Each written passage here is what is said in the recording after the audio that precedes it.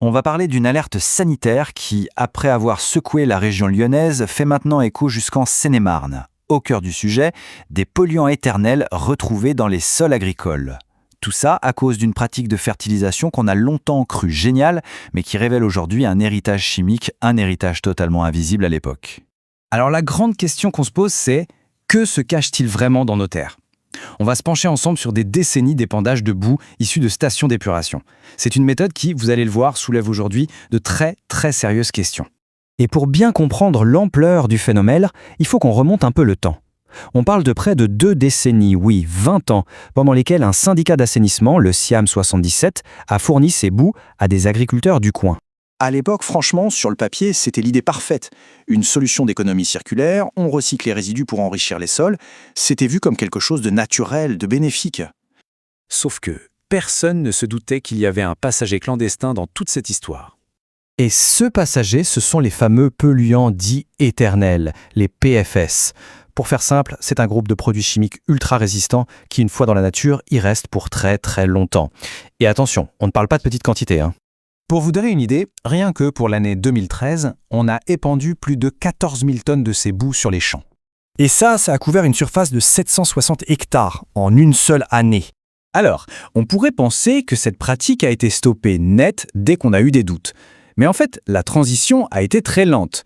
Même si le syndicat s'est tourné vers d'autres solutions comme l'incinération ou la méthanisation, la pratique a continué. En 2022, on épandait encore près de 1600 tonnes.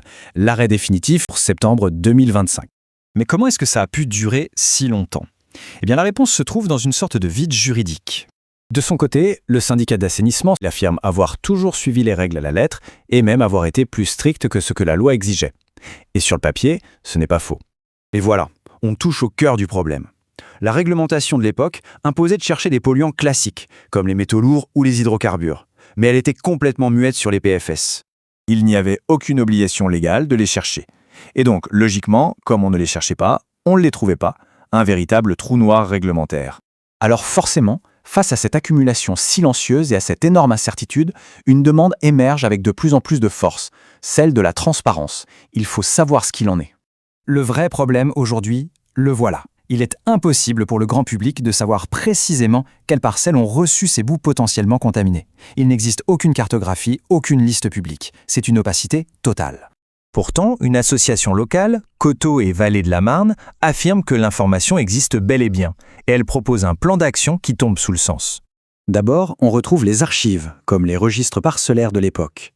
Ensuite, on identifie précisément les zones concernées. Troisième étape, on y mène enfin des analyses de sol ciblées pour chercher les PFS. Et enfin, on informe tout le monde, y compris les agriculteurs. C'est simple, c'est logique. Et pour que les choses bougent, l'association n'est pas restée dans son coin. Elle a officiellement interpellé l'ensemble des députés du département pour qu'ils appuient cette demande de vérité et de transparence.